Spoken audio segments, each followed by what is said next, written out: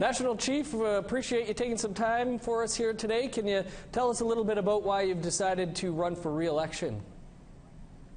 Again, well, thanks again for the opportunity to be here. And I've decided as National Chief to seek re-election again because we've got momentum, but we're not done yet.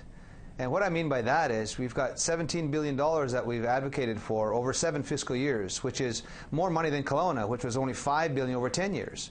And that's to address housing and education and child welfare, everything that we need in our communities. But we're not jumping up and down because there's still a lot more work to get done. We still have 40,000 children in foster care that needs to be addressed, working towards First Nations jurisdiction over child and family services. We still have too many of our people in jails. We still have 5 to 7 times the national average for youth suicide. So there's still a lot of work to get done. And so I'm just offering myself up to the Chiefs of Canada to serve in a humble, respectful way. National Chief, do you feel that First Nations are better off than they were 4 years ago when you were first elected? In my opinion, I'm going to say yes, because we've never had $17 billion 4 years ago for First Nations people. We never had commitments from the government to work together with us on an Indigenous Language Revitalization Act. We didn't have those commitments in place before. We never had commitments from the government to do a comprehensive federal law and policy review because their current policies are based on termination of rights and title, not recognition. So we have that work to get done. We've never had in place before a commitment by this government to implement all Truth and Reconciliation Commission's 94 calls to action. So we've got those commitments. Even in fiscal. On our fiscal relationships chiefs table, we're working towards, for example, carry over from one fiscal year to the next. That's a policy change.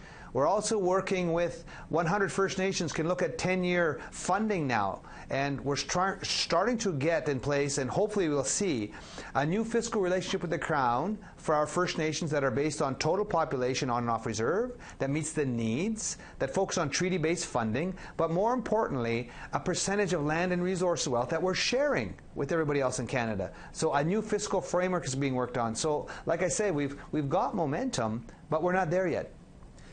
National Chief, what do you say to those critics who feel the AFN is no longer relevant and not representing the grassroots? I would say, a comment like this, because we've always tried to find ways to make our AFN more relevant, responsive, and respectful of the diversity. And through our lobby and advocacy efforts, we've influenced the federal budget cycle every year. And those resources, precious resources, are to get out to our communities for better housing and better education and better health care. And so it's through those AFN advocacy efforts that we see those results. And I'm going to be the first to say that gap is not closed yet. The 6th versus 63rd gap, because Canada's up high in terms of quality of life, 6th according to the United Nations Human Development Index. But apply the same indices to our people and we're 63rd. So this gap needs to be closed. And so through our AFN advocacy efforts, we've got those resources. And it's unprecedented, $17 billion. So that wasn't there before. So to those people that say AFN's not relevant, I'm saying, well, we have to do a better job on certain fronts, but I believe we brought that relevancy and responsiveness back because we're starting to see that reflected in the fiscal resources going out to the peoples. Well, National Chief, look forward to seeing you in Vancouver next month. Appreciate you taking some time for us here today.